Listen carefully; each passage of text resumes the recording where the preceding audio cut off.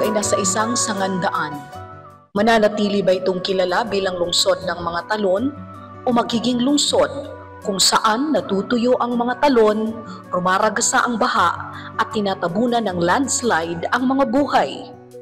Papayagan ba nating mga korporasyong mapagsamantala ang mamuno sa pamahalaan o titiisin natin ang birokrasya na siyang kumukontrol sa kapalaran ng ating kalikasan?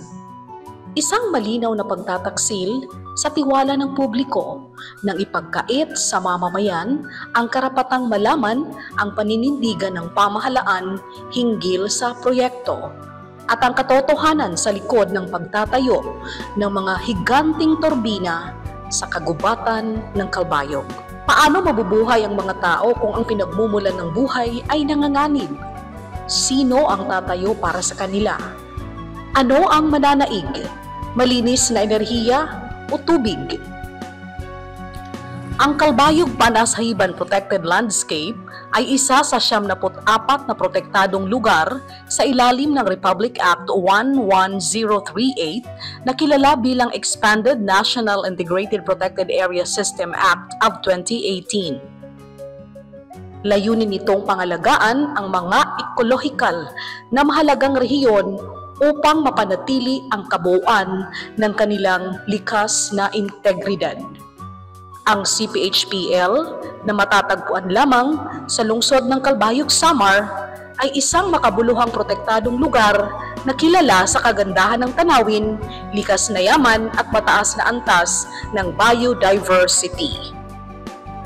May lawak itong lampas 5 ektarya na hinati sa 2 bahagi. Ang unang bahagi ay may lawak na mahigit 2,000 ektarya at may taas mula 20 hanggang 620 metro sa ibabaw ng dagat. Ang ikalawang bahagi naman ay may lawak ding mahigit 2 ektarya at may taas mula 60 metro hanggang 460 metro sa ibabaw ng dagat. Ang tanawin ay karaniwang binubuo ng mababang kabundukan at mga burol na may mga rolling hanggang sa matatarik na dalisdis na may slope na umabot sa 40 hanggang 50%.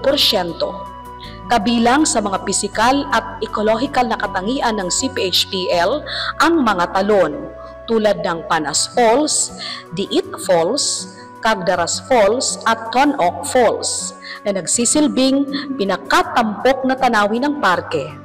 Mayroon din itong iba't ibang ecosystem gaya ng mga ilog, kuweba at kagubatan. Ang kagubatan nito ay tinuturing na isa sa pinakamagandang halimbawa ng natitirang tropical rainforest sa bansa na may climax vegetation ng mga dipterocarp tree species. Ang mga daan-daang taong gulang na puno sa CPHPL ay nagpapakita ng likas na pagtubo na hindi pa nagambala simula pa noong unang panahon.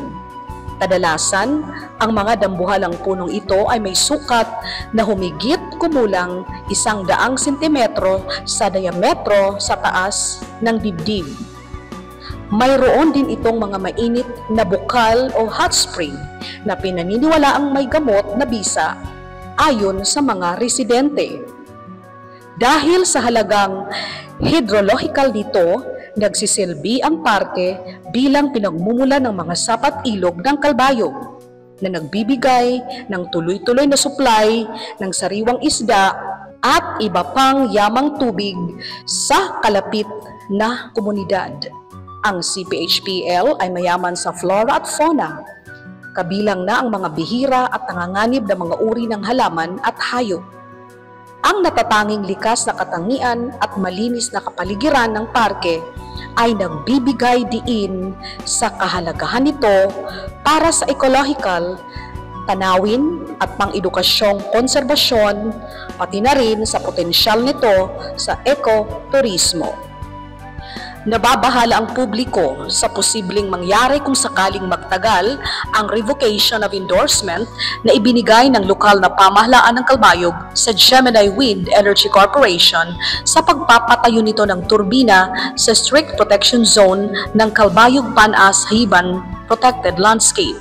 Napag-alaman na nagbaba ng isang resolusyon ang lokal na pamahalaan sa pamamagitan ng konseho na pinahihintulutan ang Gemini Wind Power Project sa Calbayog Panas-Hiban Protected Landscape at patuloy na magsagawa ng pag-aaral na magsusukat sa lakas ng hangin sa nasabing lugar sa pamamagitan ng nakatayong metmast.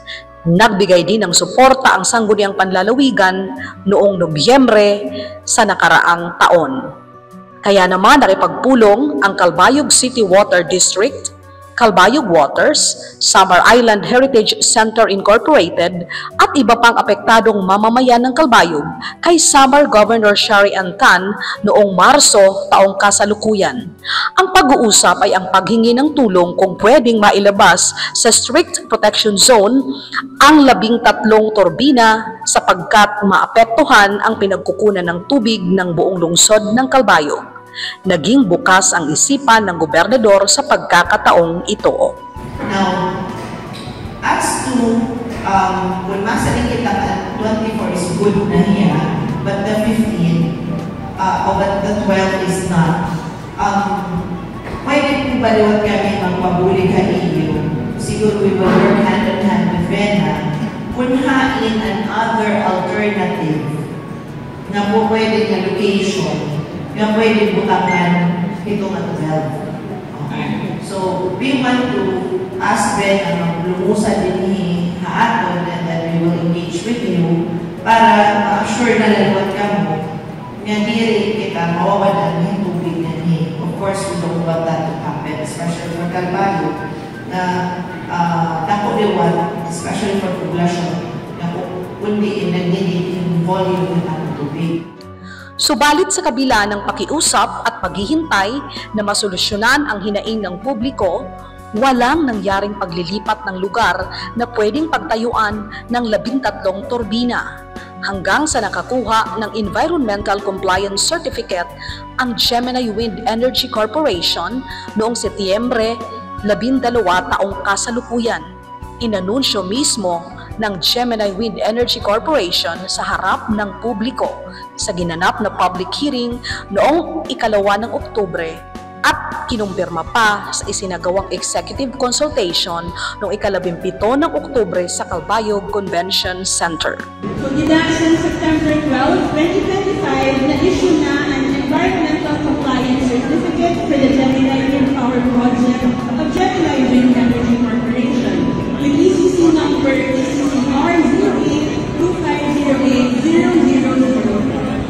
Sa isinagawang executive consultation kamakailan, may mga katanungan ng iilan.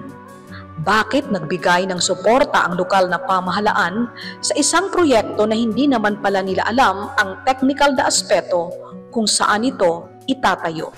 Inin na kin-highlight sa aton talahuron nga mga konsihal, City Council nga, waray baya kami magbutang dida sa resolution nga ini nga proyekto ibubutang dida sa protected area.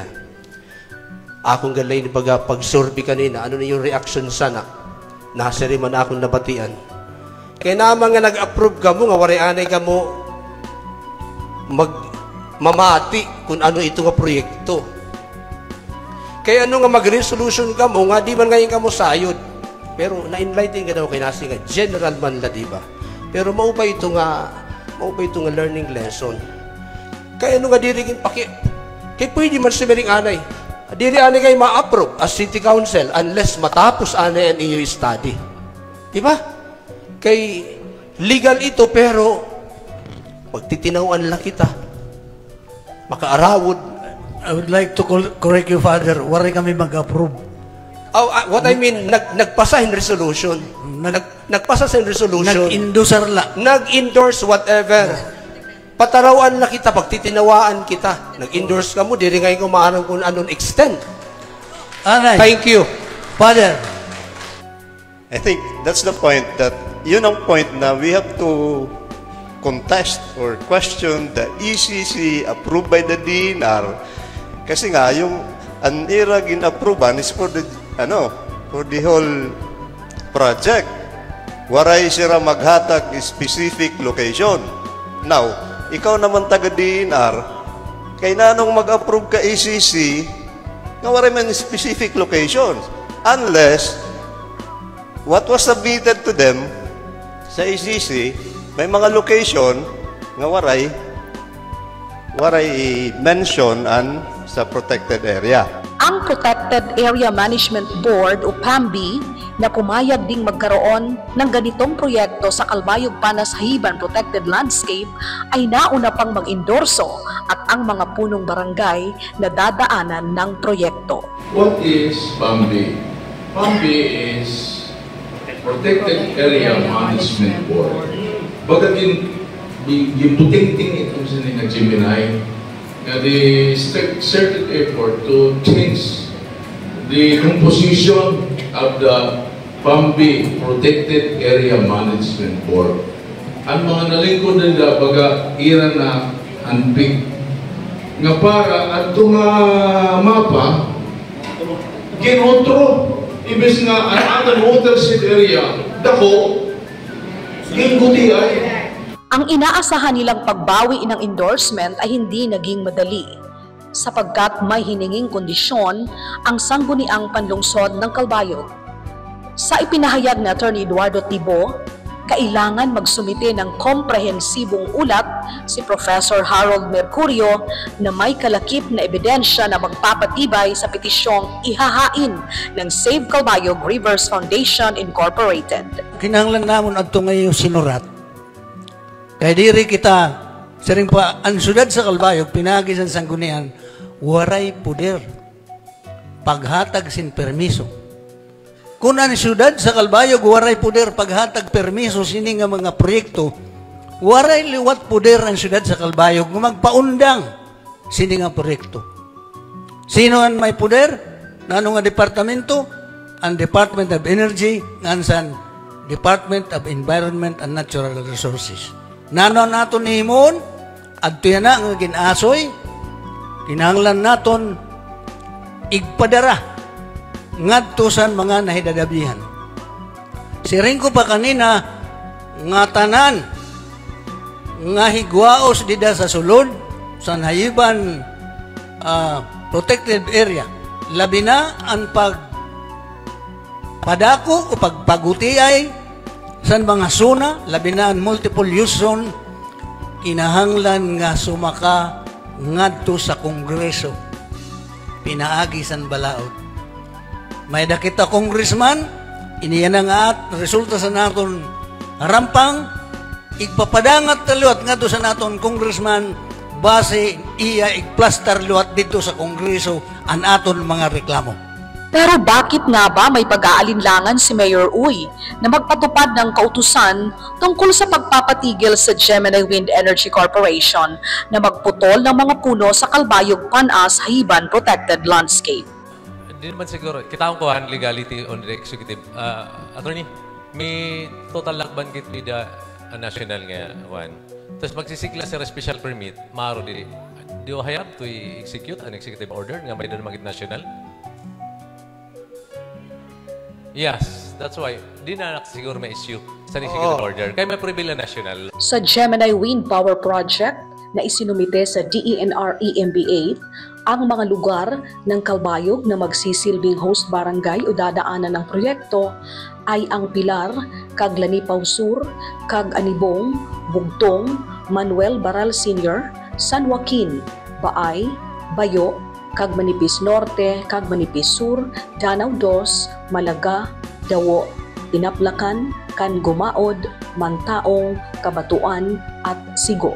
Iilan sa mga opisyal ng barangay na kausap ko ay nagpahayag ng kanilang saloobin hinggil sa proyekto. Kami nilang Pilar, damo na diri talaga.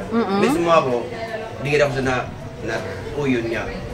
Butangan, pero naman ang mahimo naman kung, di ba? Kung may desatong atas pa sa aton nga nanunungkulan na umuyon. O sa mo sa barangay Pilar, tayo di gud kami sa kung pwede. Ikamati ko sini redaksi na lugar na pang istorya kami sini board member sa probinsya. Muna ko may agreement sa gobyerno. Kalbayog ang napiktado sini. Kung magtukod turbina. Tukod sa turbina, Kay di man sira pwede nga magtukod nga waray sira kalsada. Sa bugtong nila papaagi maagi nga di sa pinya. Tas maagi sa Peña 2. Di sa Igbaw. Maapektuhan ang sapa.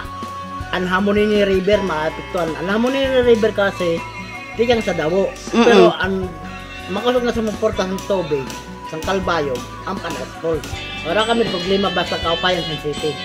Kaya niyo magsakripisyo. Kaya naman magsakripisyo pero kung kaupayan sa city pero kung sa sakripisyo liwat sa city ang kunera sa era mga tao. Nahati ka sa tao, mayroon na uyag, padalos tayo, hati ka sa. Ano ako nung nakikita nila, kung saan maupay man ang mga reaction sa mga taga-LGU, nga rin sa amon, nang matindi dito sa amon meeting, development, nga ako nakikita kasi ako nakita sa mga experiences nito sa nga din sa may Ilocos, may naman sila sana, wala man nakabatian nga, maraot nga hitabo, mga maada, mga magraot ng mga epekto ba? Kulang man sa eksaktong impormasyon ng mamamayan ng Barangay Dawo, alam nila ang malaking epekto ng turbina kapag itinayo ito sa kanilang lugar. Sa bagyo nga naabot nga naaagian talaga ang Dawo, pero may good apo ini din mga amon barangay. Mao ba? Tubtub pira ka feet ang tubig. Kung din kay adaman nga ni mama nakon sa akon datong pagkuan, adaman nito nga pagkuan. Ini nga poste. Opo, ito nga pala. Ini siya ang kahalag sa permisan kuan, naaabot sa tubig. Oo. Kay dire sindi ni kaya kuan nun sa mga tawo an kuan binabaha. So, ini din higing babaha gud dinhi nga barangay. So sino man sa iyo nagresponde? Waray kamulo? Kada tagsa. Yes po nga pamilya. Kay diri nga ni namon ako para na namon pamilya waray man iba bahala kan pila panginanuan niyo kalugaringon. Subay sini nga naglabay yung mga panahon nga ini mga lugar dito sa Palanit nga di sini nga Alondecos nga pinambahan ang samantala sa tubiri itong babaha. Yan na nabalitaan ko nga pinambahan na mga lugar. Kapatikan sila nga kawan mo nga saring ko ako baga natipak lang si Tom, baga din mo benefito ko naman. Hindi lang pagbaha, landslides at rockslides ang posibleng mangyari sa iilang lugar ng Calbayog.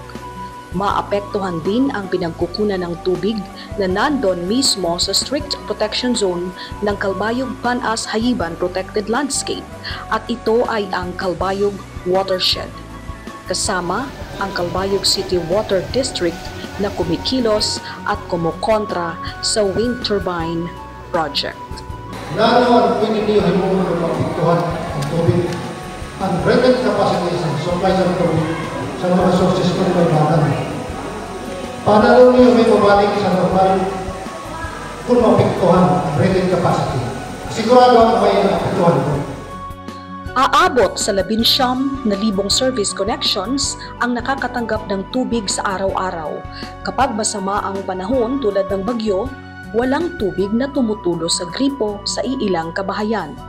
Ibinahagi ni Engineer Fernan Barry Bohol ng Calbayog Waters Incorporated na sa kasalukuyan patuloy silang nagsasagawa ng rehabilitasyon sa mga tubo na dinadaluyan ng tubig. Ito ang dahilan kung bakit may mga bahay pa ring nagrereklamo sa kawalan o mahinang supply ng tubig. Right now, anaton from 45 naging almost ada nila sa mga 15 nga mga lugar anaton may mga problema nga tubig. So from Panlayahan down to Capoocan and Obrero, and isa nila natin din ang may problema is Trinidad. So when it comes to service sa aton SLA, service level agreement naman ni Calbayog Water, when we say pag-restore or pag-respond sa mga complaints, may namanggit sinusunod. And una natin kung nano ang mas importante is that it doesn't mean kung may complaint within 24 hours ada.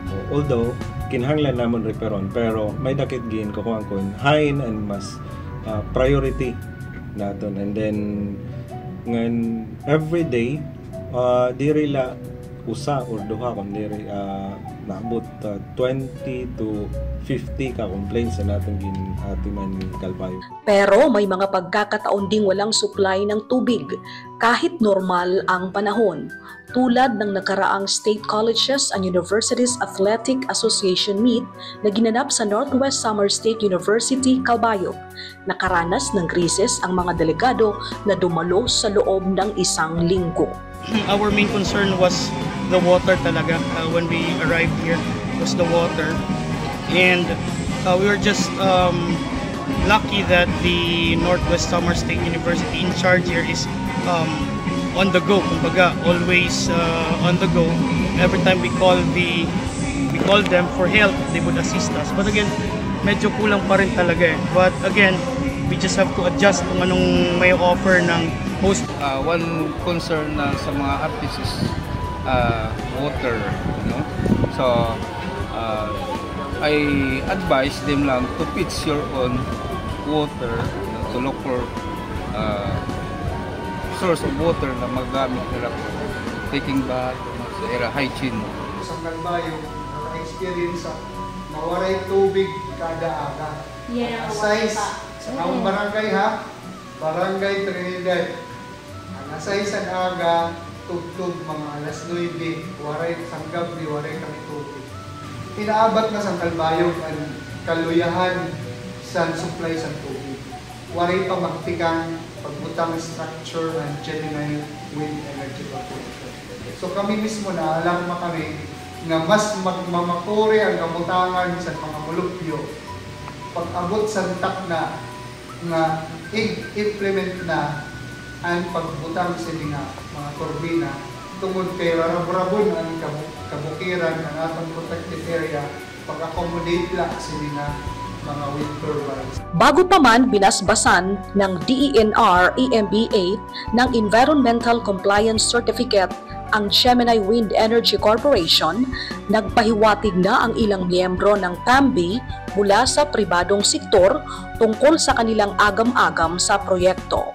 Hindi dahil sa ayaw nila ng renewable energy, kundi ang pwesto kung saan ito itatayo. Kaya naman sa kalaunan, unti-unti nang hindi sila iniimbitahan sa pagpupulong. Wala nang nakakarating na imbitasyon mula sa PAMB Secretariat na pinangungunahan ni Protected Area Superintendent Dennis De Los Santos. O, makita niyo ang pattern nga kami nga nagku-question. Waray nga ni kami mag-oppose ha. Nag-question la kami. Hinay-hinay kami nga ginpantanggal sa PAMB. Lumalabas na ang PAMB mismo ang nagbigay daan para makapasok sa CPHPL ang GWEC project. Ano nga ba ang dahilan kung bakit nagkaroon ng rezoning sa Calbayog Panas Hayiban Protected Landscape?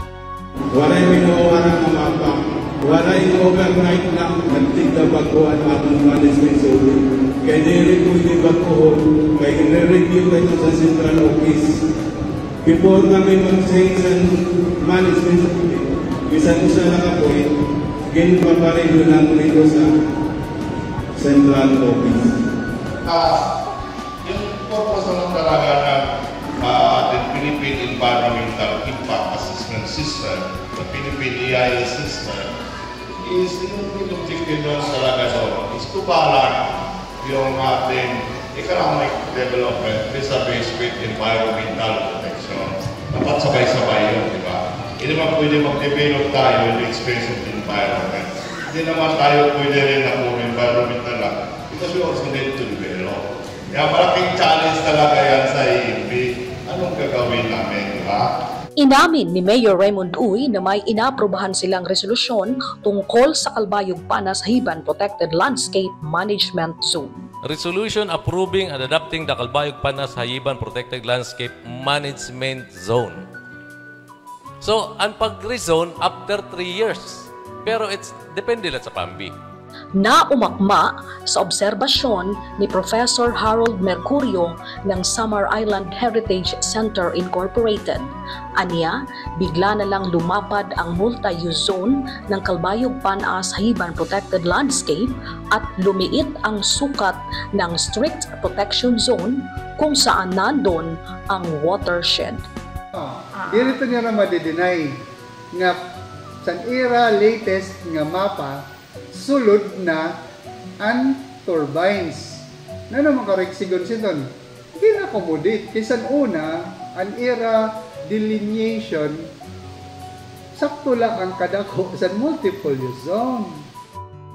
Pinatutuhanan ni Jasper Ibanez ng Knights of Rizal Agricultural Endeavor Foundation Incorporated na nagsagawa ng rezoning ang PAMBI sa Calbayog Panas Hayiban Protected Landscape. Abot na lisan kan Paso Dinis, naghimo sira lugaring nira nga landmark. May na sira mapa pero wala sira file good. Mula 1992 ay nakaupo na si Jasper Ibanez sa PAMBI na nagre-representa ng People's Organization. Pero tulad ng ibang private sector representatives, hindi na rin siya naimbitahan sa susunod na pagtitipon. May naranasan din siyang pagbabanta na posible silang paalisin ng PAMBI sa Sitio Peñados dahil sa isinagawang rezoning. Pasok na ang lugar nila sa Calbayog Panas Hayiban Protected Landscape. Nga Gemini. Kung wala ini nga Gemini, wala man kami pakialam dito sa amon. Magtungagin kuan nga maski kuno na anong oras, pwede kami iibig din minsan. Dinhi. So mawawaraan barangay Peñados. Iban bot ni rasig mo tanggalon. Tanggalon. Oo. Ini nga lugar kun bagi gintar ba kami. Kaya sa rin ko maato kami. Oo. Kaya ko pag-asan dugo ini nga lugar. Bangin ang DNR diri. Kay magaman sila mga spoiled brat. Oo. Kung diri nga ni ira babalabagan ni mo ira karuyan, nagsusumat tayo sa pulis, sa army. May ito nang masakit sa ako nga ginhimo sa DNR. Nga gin-report ako. Ano nga bang rason at nagpupumilit ang Gemini Wind Energy Corporation na tayuan ng turbina ang Calbayog Panas Hayiban Protected Landscape? Kung ini nga, kay ano nga, gini-interesan ini sa ibaw. Kaya naman nga dili nila dito sa coastal tanan para wala problema. Una po, nanong kayo dito ibubutang sa PHPL, kay base sa mga wind studies, so dili na mga available map, kundi pati ang mga ground measures, kaya nandito kami sa mga MEPMAS, dito po nakita nga may pinakamalusog talaga na hangin nga dito ang pinaka-feasible na pagtukod sa wind farm. Kaya hindi po nga pagtukod sa wind project, hindi na siya kundi may hataas na hangin, kundi dapat bankable or enough and imo wind over the year, over the seasons na may ada, para enough siya makabuhat sa power. Kung ano kayo dito sa coastal, hindi po sa ito sa Calbayog, hindi po maupay ang hangin sa ato coastal areas. Is not just rich in biodiversity. Of course, kung ibutang mo nila ang wind turbines, damo nga old growth forest, so there will be a harvest of blackbirds. We do not know kung di na mo ng policy sa DNR sila, kung di maniningat to, kung magkakamayada ba sa strict monitoring, kung kanayin papasa ng mga harvest, at pag mabibilin na ininida. But I've heard that the DNR, hindi nga talaga yung mga kahoy to turn over ini sa DNR. And I hope so, magkamahita po. And given na high reach in the area, we also suspect na rich in mineral deposit in the area. So, ang amon usa nga rason pagtipa ibutang ini nga tracing of wind turbines dila kay sa pagtindog pala sa tracing of wind turbines bubutangan ini karsada. Pagkakamay ada opening ngadto sa butnga mismo sa Kaguban sa Calbayog dito sa Samar. Susugad-sugad sa gintagan mo, ginabrihan mo gate ang mga minero nga karuyag mag-explore kami. Nakasaad sa Gemini Wind Power Project Environmental Impact Statement na nasa 777 ektarya ang sakop ng proyekto at madadaanan ang 15 barangay ng lungsod ng Calbayog at bayan ng San Isidro, Northern Samar. Ang 15 barangay na nasa loob ng ECC ay Baay, Bayo, Bugtong, Kaganibong, Kaglanipaw Sur, Kaglanipaw Norte, Kagmanipis Sur, Danau Dos, Dawo, Malaga, Manuel Baral Sr., Pilar, San Joaquin, Caglanipaw at Beriato ng San Isidro, Northern Samar. Sa 15 barangay, 5 ang pasok sa CPHPL tulad ng Pilar, Dawo, Kaganibong, Payo at Manuel Baral, kung saan may 13 turbina ang itatayo. Ipinipilit ng JEWEC na itong mga turbinang itatayo ay nasa multiple use zone. Subalit, pinaninindigan ng Save Calbayog Rivers Foundation Incorporated na nasa loob ito ng strict protection zone kung saan nandoon ang Calbayog watershed. Pagkatapos ng mahabang usapan sa gitna ng lokal na pamahalaan ng Calbayog at ng mamamayan, lumalabas na ang LGU endorsement mula sa lungsod, lalawigan ng Samar, kasama na ang mga barangay, pati na rin ang Tambi Resolution, ang mga mahahalagang dokumento na nagpatibay sa ECC application ng JEWEC sa DENR Environmental Management Bureau Regional Office 8 at pati na rin ng Special Use Agreement in Protected Areas o SAPA. Baga nagawas siya na nga waray talaga diri karuyag sa naton sanggunian nga iton nga iyo resolution mawan ira gamiton kay ang purpose niyo para lakon ta pagkandak sa study. Pero para mahibaruan naton nga tanan, iton nga endorsement sa sanggunian asya ang gingamit sa Gemini, gin-attach nira sa nira gin-submit sa DNR para sa pagkandak sa ito nga public scoping ngan para pag-aro sa ECC. So usa iton nga ira gin-attach dito. So masiringkit kareg signon kun diri mawan intention sa naghatag sa resolution pero iba ang ginhimo sang gintagan sa endorsement baga nagawas nga ginuwat kit nga tanan. Tama ba? Tama ito. You cannot put the blame on us if our resolution was used in any other way other than the intentions of the Sanggunian. Yes, I agree. Ngan karuyag namon ipasabot kay ginpaabot ko na ini nga ato niya na problema sa Integrated Bar of the Philippines, member man nga niya si Kagawad Tibo. Ngan kami hulos ang among pagsuporta sini, magpapagawa sa Integrated Bar of the Philippines sa among statement of support sa naton pagtipas ang ginihimo nila sa naton watershed area. Ngan damo nga mga abogado sa Integrated Bar of the Philippines Samar Chapter ang magbuburublig para himokit sin mga legal nga pitad para diri ini matuman nga pagtamas-tamas sa naton protected landscape. May naiwang katanungan ang mamamayan, saan hahantong ang kanilang ipinaglalaban? Ano kaya ang mananaig? Sa isinagawang interview ng Magic News FM sa Department of Energy, sinabi nitong hindi pwedeng pagtayuan ng istruktura ang isang protektadong kagubatan tulad ng Calbayog Panas Hayiban Protected Landscape.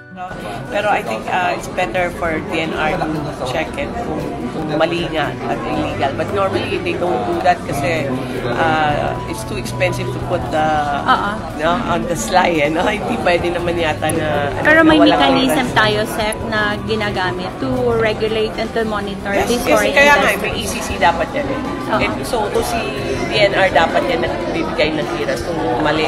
Walang ECC pa, but they started already. Hindi pwede yan mag-start kung walang ECC. Sa isang Facebook post ni dating Calbayog Mayor Melsened Sarmiento, sinabi nitong maisinagawa silang pag-aaral tungkol sa wind potential ng Calbayog noong 2006 kasama ang Department of Energy. Natuklasan na sa Barangay Baay, Dinampacan District ay may potensyal na hangin na pwedeng pagtayuan ng wind farms. Ito ay malapit sa National Highway na kaharap sa Samar Sea. Ang lokasyon na nakita ay hindi masyadong makakaapekto sa protektadong lugar ng Calbayog at masisigurong mabigyan ng proteksyon ang Calbayog Panas Hayiban Protected Landscape, ang watershed na pinagkukunan ng tubig ng buong lungsod at seguridad para sa paparating na henerasyon. Ang unang hakbang na ginawa ng Save Calbayog Rivers Foundation Incorporated ay ang pagsagawa ng signature campaign na kumukontra sa pagtatayo ng mga turbina sa strict protection zone ng Calbayog Panas Hayiban Protected Landscape. Ang among kampanya, signature campaign kontra sa pagtukol sa mga turbina sa sulod San Calvario Panas River Protected Landscape. Ang delivery na proyekto proposed ni San Gemini Wind Energy Corporation. Ang isa siya nga multinational corporation na nakabase sa Singapore. Sinundan ito ng advocacy march sa buong lungsod ng Calbayog na sinuportahan ng iba't ibang organisasyon. Protected area. Hindi kami na-agree. Hindi na-agree. Mga Calbayog nun, maaram ng ang damuna ang mga barangay na nalubog na sa baha. Kinanglan, ihatagtagan na itong preservation para sa kaupayan, para sa future sa natin Calbayog. Nabinagudya na nga tubig. Nagpupuri kami. Sa agaw, makuri ang tubig. Sa kulog, basta itong gabi lang, sasalod na lang. Ako, taga-syudad lang, Calbayog. Pero nagsasalod lang kami, in kulupay. Kaya para, sa gabi mo lang pag-usog, mauna alam mo pagsalod. Sa adlaw, sa aga, waray, tubig.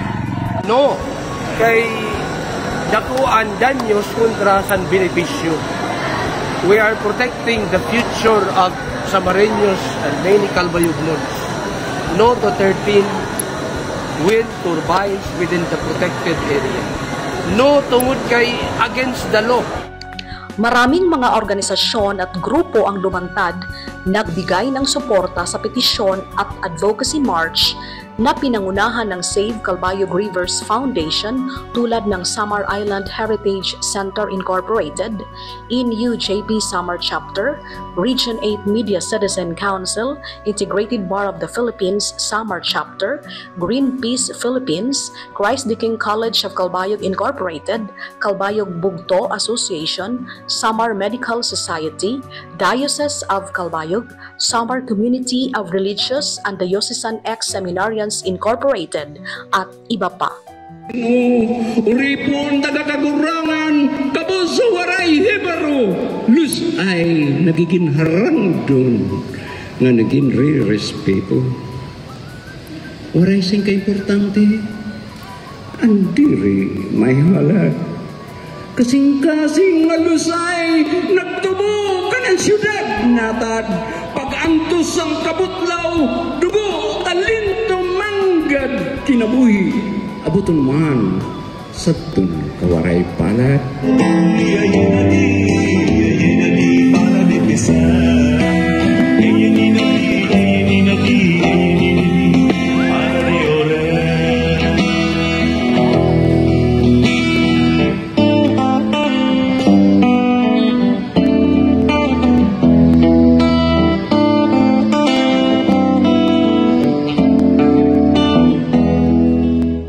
Habang gumagawa ng hakbang ang Save Calbayog Rivers Foundation Incorporated at Calbayog City Water District para hindi matuloy ang CHEWEC project, pumayag si Calbayog Mayor Raymond Uy na magkaroon ng biodiversity audit sa CPHPL sa teknikal na tulong ng VSU Biodiversity Research Center. Ito'y upang mabilang at magkaroon ng opisyal na record ang Calbayog kung ilang mga puno ng kahoy, mga halaman, hayop at iba pang likas na yaman mayroon ang Calbayog Panasahiban Protected Landscape. Suggestion, Sir Harold, sini nga biodiversity audit, willing po ang LGU mag-finance para sana makandara ron.